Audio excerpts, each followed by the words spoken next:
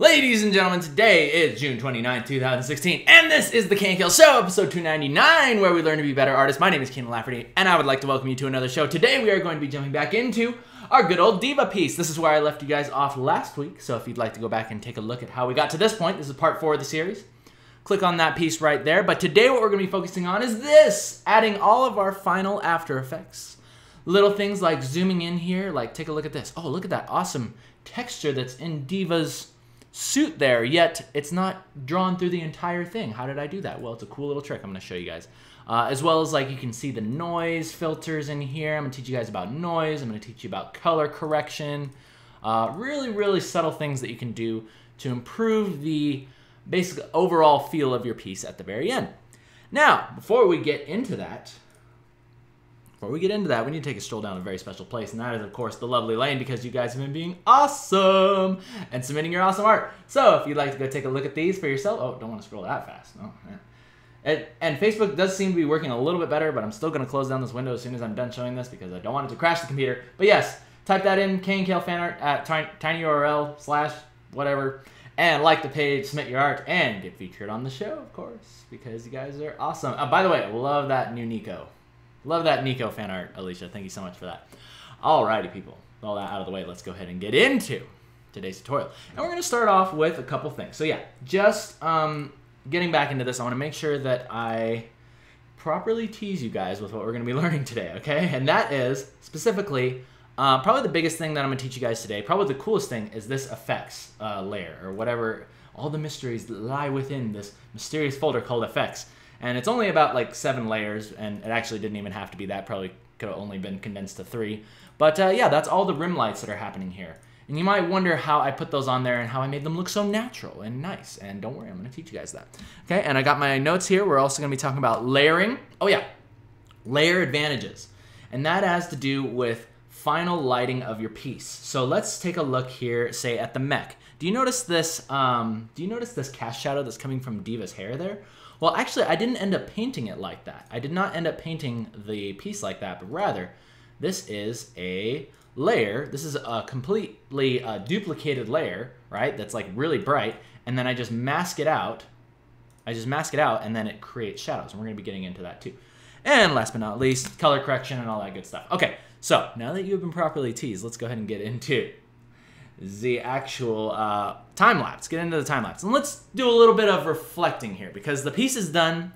We all know this feeling when your piece is done. You've been struggling and just beating away at it, nose to the grindstone for many weeks. Hopefully not many weeks, but you know, at the end of a large piece, at the end of spending a lot of time on a piece, it's good to reflect and ask ourselves, what are the things that worked well? What are the things that we could have improved on? And how do we feel about the overall results, right? And I'll tell you how I feel about my results on this piece. And to be honest, I'm happy about a lot of things. Like, I'm really happy with how, like, the rendering went with, like, the metals and, like, the different pieces of the mech, and getting a little bit closer to really getting good at rendering materials. And that's actually what I want to start focusing on with the next few episodes. We're going to be diving in depth and exploring exactly how to render. And we're talking, like, photorealism here, people. We're talking photorealism. I'm going to be taking pictures with my iPhone, taking pictures of clothing, materials, and we're going to be sitting down, we're going to be studying that crap. We're going to get in there and figure out how to make it look really good, okay? But anyway, so with that in mind, knowing that I'm not the best at rendering materials, like I had enough to kind of like cheat it and kind of get my way by, you know, or I figured out how to kind of creep on by. But in actuality, I was just kind of winging it most of the time.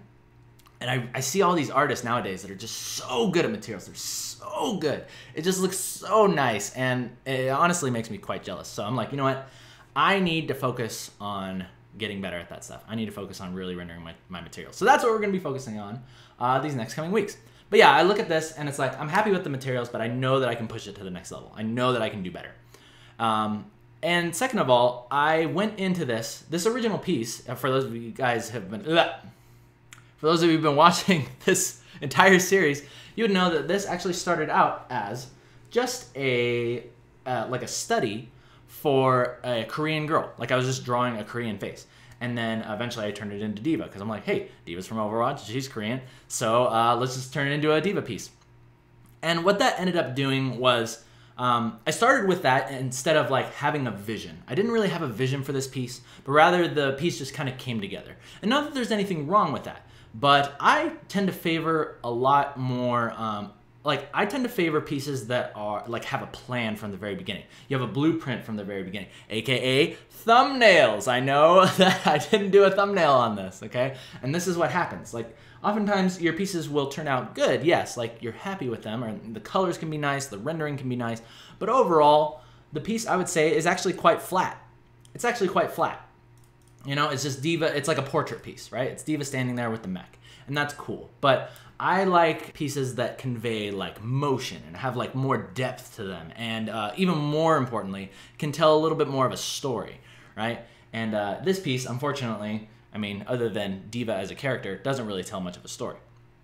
So, but let's go ahead and get back into this. Let's go ahead and fast forward to the point where I begin doing the lighting.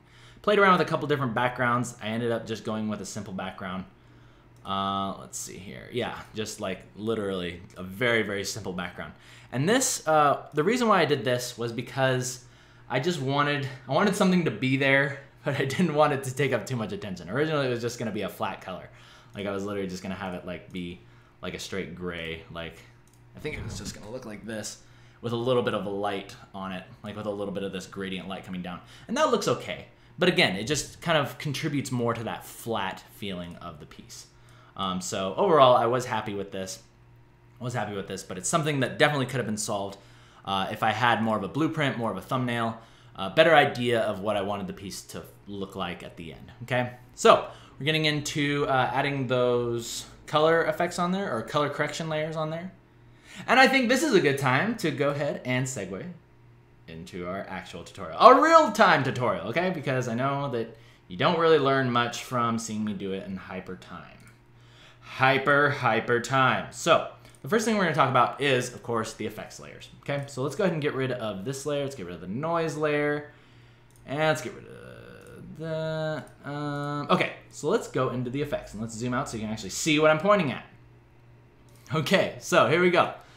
So direct your attention down here to the layers. We're going to open up this mysterious effects layer, and we're going to go through these one at a time. Now, what I want you to pay attention to very closely is this right here, this drop-down menu.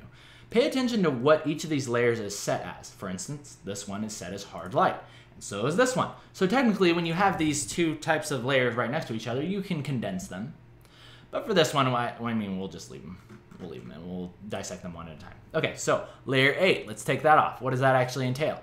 Oh, look at that. Okay, so this is a bloom effect. This is a bloom effect that is going across like the skin and the hair.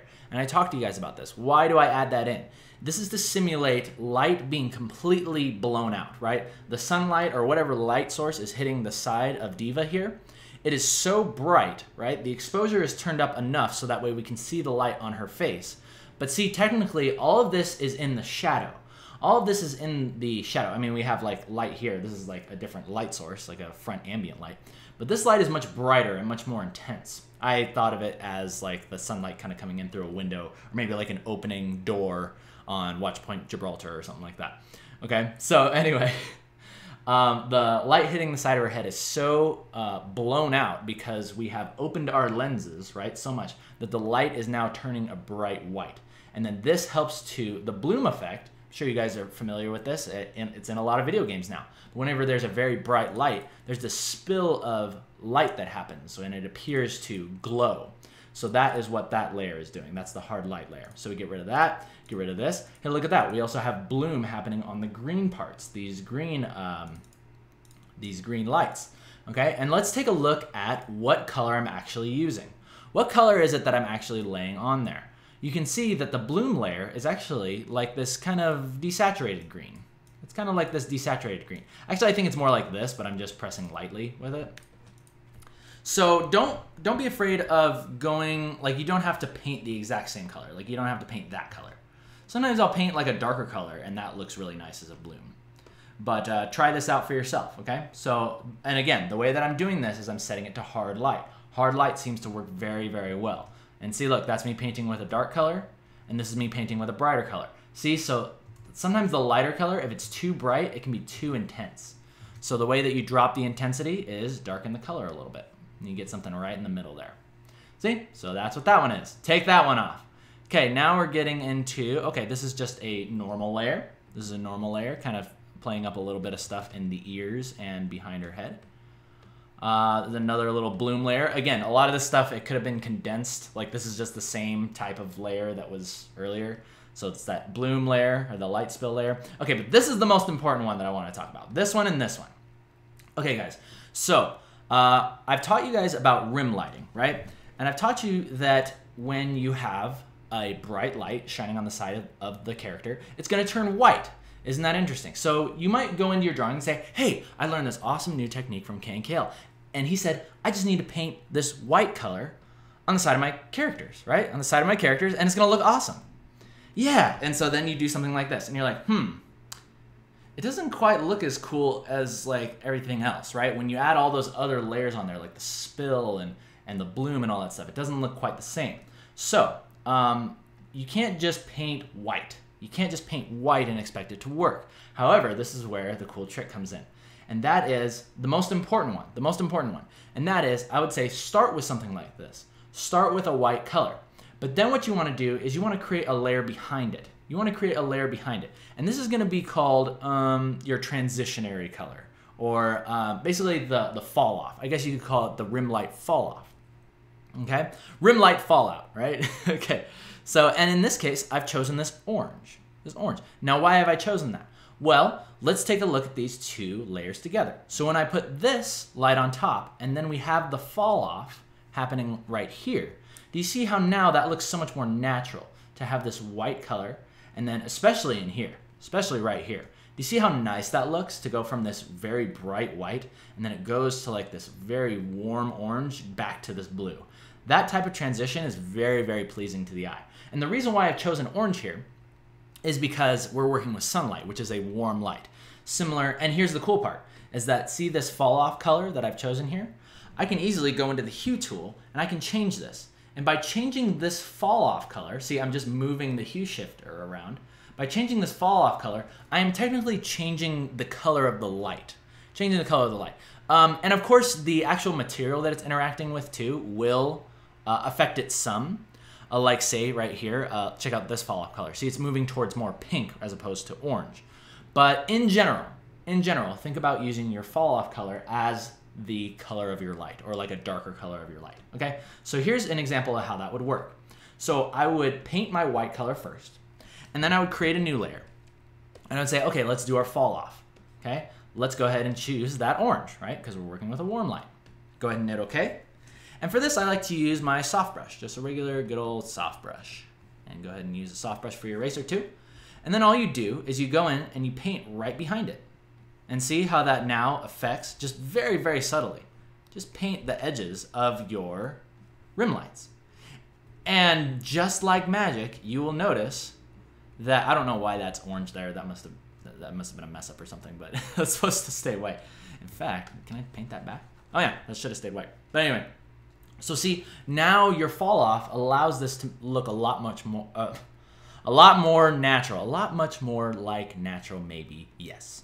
Okay, so do that, people, and you will have nice looking rim lights. All right, let's move on to the next thing. So that's my rim light trick for you. Learn about your fall offs and the bloom, right? You do fall off and then add bloom on top. It's gonna look really, really cool. It's gonna look really bright, awesome stuff. Okay, now let's talk about layer advantages. Layer advantages is what I've called it. let's get into that. Okay, and let me get rid of this old layer. There we go. Looking back at this, that's another thing I could have improved with this piece. I feel like some parts were pretty sloppy, but I don't know, whatever.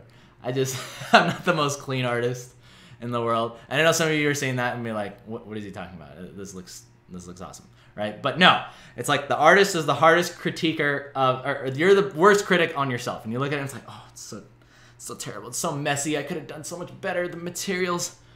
In fact, well, a lot of you are probably looking at this and be like, what is that? It's pretty lazy, but but it's okay. Okay, we're trying to improve here. All of us are trying to improve.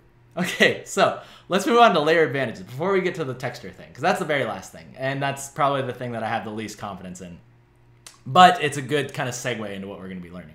Okay, so let's talk about layer advantages. So let's take off the effects. And let's talk about lighting. Lighting your character, specifically back here. So at the end of your piece, or towards the end of your piece, it's probably going to be looking something like this. So I want you guys to pay attention very closely to the actual differences in the lighting. Okay, so look at this, right? And then look at this. I'll switch back and forth. Now, specifically what I am doing here is I am doing everything in my power to bring your eyes, right? We're talking focal points here, people. I'm doing everything in my power to bring your eyes to D.Va's beautiful face. And the way that I'm doing that is by controlling contrast. Controlling contrast. Do you notice how there's much more contrast in her face and it's a bright shape that leads your attention? Whereas here, yes, you would look at the face, but there's a lot of other things that are kind of on that same contrast point, or they're kind of lit very similarly. It's a very kind of flat lighting scheme, whereas this, the light is concentrated in her face and torso area. And because of that, I realized, hey, if there's going to be a light there, I need to make sure that other parts, or like say like the mech's leg and everything else, is actually being affected by that light. Otherwise, it's going to look very surreal. It's going to look kind of strange. It's going to look wrong, but you don't know exactly why, and people are going to get confused, and it's not going to be good. Okay, so we want to make sure that we have consistent lighting. Now, how would you go back in there and begin lighting the mech up? Well, you could go in there and be like, oh man, okay, so we got to do this. Okay, so I said that I wanted to light up D.Va, so I guess we got to go back in there and we got to start lighting up this mech. So I guess there'll be like some light here and like start repainting the mech, right? You're trying to repaint it, okay?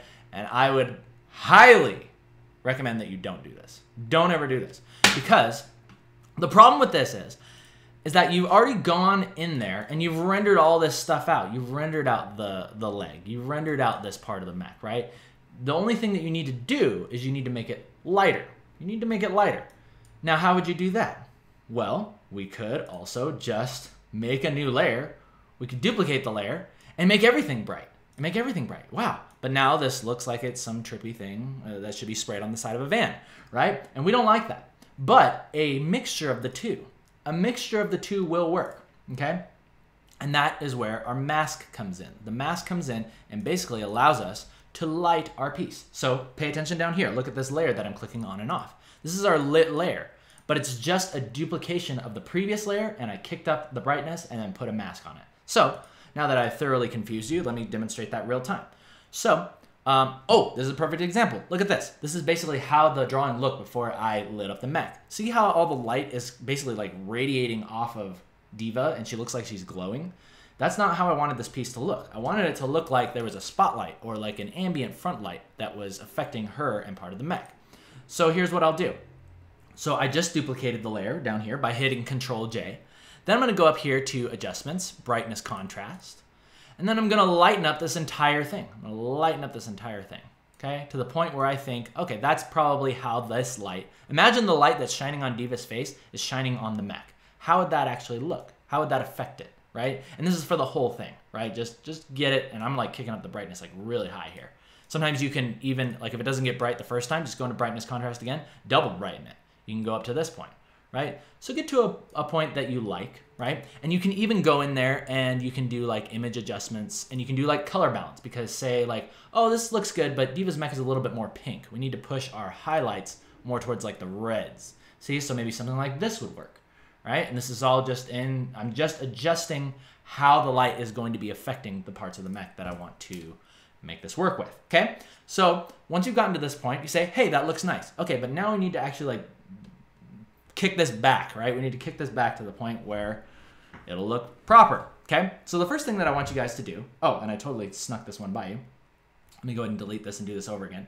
So you have your layer down here, and the way that you're gonna begin masking this is this magical button at the very bottom. It looks like a little rectangle with a hole punched in it, okay? So go ahead and punch that one, okay? And then you're gonna fill it with black, okay? And the way you do that is just choose black as your color, fill, Shift F5, and then it's going to basically make it disappear. Now here's the cool part. Now what I want you to do is, with that mask still selected, make sure that you also have black and white selected over here, whereas white is your secondary color, because you're going to flip your stylus around and you're going to begin erasing. You're going to begin erasing, and then watch this. This is going to blow your mind. So wherever you begin to erase, it is going to light up the mech. Isn't that awesome? Isn't that sick? So that's exactly what I did there. So I was like, okay, we need a little bit of light there. I imagine some light would be spilling in this area, like that. Isn't that cool? Now I really feel like I'm almost like working with like a 3D model. And because the reason why you're doing this is because all the work has already been done. Like I hate painting stuff over again, especially if it has to do with lighting. Like do not ever repaint stuff if you've already gotten all the details in there. Try this first. Try this first, okay? Save your mind, save your life, okay? So you go in there and you lighten up the mech. But then we run into, okay, but there's like cast shadows and stuff. There's cast shadows, like say from D.VA's hair. But then you can go in there and you can paint black back in. Basically paint black onto your mask. And what that's going to do is it's going to pull the shadow version of the mech back to you, or it's going to pull it back to the forefront. And then look at that. You are now creating cast shadows. Oh, isn't that awesome? Woo! I love this. Oh, it makes me so happy. So happy. And you can do this with anything. I also did this on D.Va to bring her. In fact, I'll show you right here. Look at this balance layer. Let's go ahead and get rid of these here. And look at these balance layers. So this is what D.Va looked like before, right? I created a shadow version. Oh, sorry. I created a shadow version, right? And then I created a light version. And then what I did is I went in there and see, here's my mask layer. Here's my mask layer. And see, as I paint black in, I'm making the light layers disappear. And then as I go in with my eraser, aka putting white in, see, now it pulls the light layer to the forefront. So you can light your characters too. And this is how I was able to create that gradation effect, or like that, the focal point. Whereas all the colors down here are dark and not very contrasty. And then her face kind of draws you in, okay? So that is the advantage of layers, ladies and gentlemen. Do not repaint that stuff. Do it like this. Save your life, save your mind, save my mind, please, okay? Now, the last thing we're gonna do is we're gonna move on to color correction. And, oh yeah, let me show you texture. I need to show you texture. Probably one of the most important things is texture. All right, guys, so you got D.Va wearing this carbon fiber suit. Isn't that awesome? And now we want to get in there and we want to show a little bit of texture. And I want to teach you guys, at least this is how I get by. This is how I get by on texture. And it's like this. Look, it's a very simple layer that just gets thrown on there. Now, what I'm doing here is I'm playing into the fact that a lot of any material's texture is going to show at the brightest points and during points of transition, right? So for instance, imagine, I almost think of this as like a scale type of thing, or like a snake, like scales on a snake. If you look at them, like the most prominent scales are the ones that are being affected by the light. And on the transitions, same thing in the face. If you zoom in very closely, look, you can see like the pores here. But notice how I didn't draw pores all over D.Va's face, but rather it's just in those areas of light and transition. I don't know if you can actually see that. If you kick it up to 1080p, you should be able to see these pores, okay?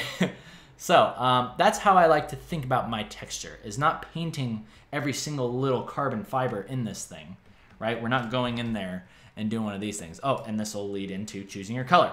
Okay, so I just pick like a slightly brighter color, and then I'll like choose my chalk brush. And there's many different ways to do textures, and again, this is the point that I suggest if you're gonna fall asleep, then fall asleep here, because this is not the thing that I'm the best at. But you could go in there, you could be like, okay, let's paint all these carbon fibers. Let's paint every single one of these little carbon fibers in this suit, right? And then we'll just do this, and then you take the next like freaking 5 years painting every single carbon fiber in the suit. And you could do that. But what I have opted to do is I say, okay, let's create a pattern. Let's create a pattern, so maybe like this, and like this, and like this, and like this, right? And I'll kind of just make one of these things. I'll make a little pattern like this. And I'll be like, hey, that looks nice. That looks really nice. And then I'll gradate it. And then I'll gradate it with my soft brush as the eraser. So take your soft brush and just kind of gradate that. And then notice what that does. Oh, isn't that awesome? It creates a little bit of a texture in there. Creates a little bit of a texture, and that looks really cool. So you do that at the points where the light is going to be hitting the most, okay? And strangely enough, that actually looks even better. That looks better than what I actually did. Another example of where I am too rushed and too sloppy. Maybe I'll just leave that like that. Okay, in fact, yeah, let's leave it like that. Yeah, that looks great. Oh, wow. Nice. Man, I'm a pro at texture. I'm a pro. Okay, moving on. Last thing that we're going to talk about is color correction, people. Color correction and noise. Okay, so at the very end of your piece, you want to make sure that it looks nice and Instagrammy, and I'm going to show you how to do that. Okay, so first thing that you want to do is you want to add a noise layer. Now, the way that you're going to do this is you're going to create a noise layer. Okay, so this is what it looks like at 100%. Notice how I've erased it from the face so it doesn't clog up and totally disfigure her face. We would hate that. That would not be good for D.Va. She's supposed to be a beautiful young Korean girl, and we got to make sure that we preserve that. Okay, so the way that you're going to make a noise layer is you're going to choose a mid-tone gray. Mid-tone gray, perfectly mid-tone gray. Go ahead and fill the canvas. Then you're going to go to filter and noise, and then add noise. And then a good amount is like 66. Yeah, that looks good. Okay, cool. So, and then the way that I like to do this is oftentimes for me, the pixels, I mean, it's every single pixel that it makes noise on. So what I like to do is I like to make it a little bit bigger. So I'll kind of like stretch it out a little bit. Do one of these things. Okay? So we'll do one of those, stretch it out. And then you can go into your layer properties right here. And then I'd like you to select, which one did I use? Color dodge tends to look pretty good. You can also use screen. I would highly recommend you just scroll through these and see if you find one that you like. Okay? But I found color dodge usually works the best. And then you want to drop this opacity, or opacity, depending on where you hail from, down to 7%. Okay?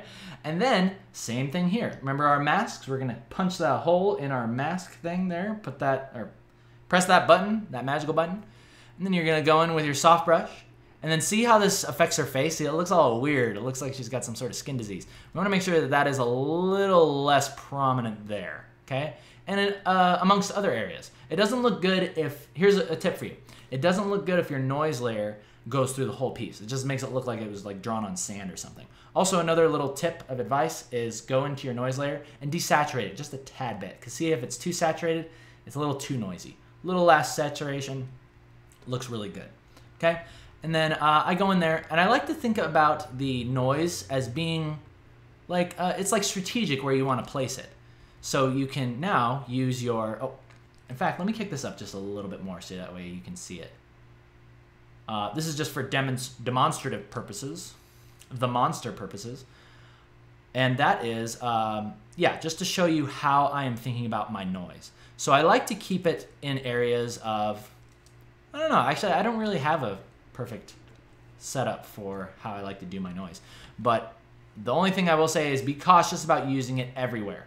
Be very, very cautious about using it everywhere. In fact, I'll probably kick it back in like, say, this area, kick it back in this area. It looks really good in areas of like not as much attention, right? So around the edges of the piece. Around the edges of the piece. Towards the bottom of your character. Towards this end, right? So you kind of want to, it's almost like a vignette. It's almost like a noise vignette, if you want to think about it that way. Okay? And then drop that down to 7% because it's just the tiniest little thing that you want to see about it. Just adds that little bit of texture to it. It looks really nice. Okay? So that's how we do our noise layer. Okay? Now, last but not least, let's talk about gradient maps and how to make your picture look slightly Instagrammy. And this is completely up to you because, hey, if we wanted this to go straight to Instagram, we'd probably make it look more like this. But because this is a piece that we're not trying to, Instagram can do its own thing, we want to have it be just very subtle. Very subtle. And here's how I did this. So this final layer on here is actually a gradient map. And the gradient map actually looks like this. So if I were to go to normal, the gradient map is actually looking like this. Now let's actually take a look at, well, let's talk about how to make a gradient map first, okay? So the way that you make a gradient map is you're gonna go to image, or no, sorry, you're gonna go to layer, new adjustment layer, and then you're gonna go to gradient map, okay? Once you click that, do not be afraid because your picture is going to become a spooky version of itself, but fear not, because you're gonna click on this bar right here, right next to me. Click on that bar, and then right here, I think most Photoshops actually come with this one, and this is the one that I use most of the time. And this is the blue and orange gradient map. Now the reason why I like this one so much is because you wanna think about it this way. It's taking all of your shadows and it's pushing them towards blue. It's cooling off your shadows. And then it's taking all the light points of your piece and it's making them orange, or it's warming them up, okay? So that is the first thing, the first step. Why did I have such a hard time saying that? Let's move on to the next thing. Now what I'd like you to do is click this once, click this twice, then press the down arrow thrice, and you will see that you will get to darken. And then this is a good way for you to, just by pressing the up and down arrows on your keyboard, you can see how this gradient map is going to affect your piece in different ways. And then all of a sudden you're like, hey, that looks like that belongs on Instagram. And then you pay attention to what layer style this is. That's lighten. Awesome. Maybe that's one that works. Let's continue through the rest of them. Wow, there's a lot of them that would actually work really well here. So find one that works for you. There's not always one that's going to work perfect. And you can also play around with different colors here. That's the other thing I forgot to tell you about. Say you wanted your shadows to be warm, then choose like this red. And then your lights to be blue. You can choose blue lights. And see, this gives you a completely different look for the piece. Isn't that awesome? So then, the last thing that you want to do is you use your opacity, right? Everybody's familiar with this. It's just like Instagram. So you just go ahead and play around with that. And that's the way that you color correct and add those final touches to your piece. And with that, ladies and gentlemen, I think that is going to be it. That is going to be it. Yes. All right, so let's go ahead, and before we go, I need to say thank you to my amazing sponsors. Laura Bashir, David Cariella, Megan Gwynn, Ian Crowell, and Matthew Silva. Thank you guys so much for sponsoring the show, keeping the lights running at night. I love you so much. And all you out there. Oh yeah, last but not least, if you guys would like to download not only today's PSD, but all the other PSDs from the past, just go ahead and click on this picture right here. It'll take you over to Patreon, where you can support the show, sponsor the show, download PSDs, talk amongst yourselves, and have a good time with that. Alrighty, ladies and gentlemen, this has been a pleasure to work on with you guys. Very happy that you guys were able to tune in and see this come to life all throughout the month. I'm glad that it's finally done, and now we get to move on to some studies. We get to move on to some joint study sessions of things that I don't know. Things that even I don't know. So we're going to have some fun with that. Alrighty, guys. So you guys take care of yourselves. Have a great rest of the week. I'll see you next time, and until then, take care.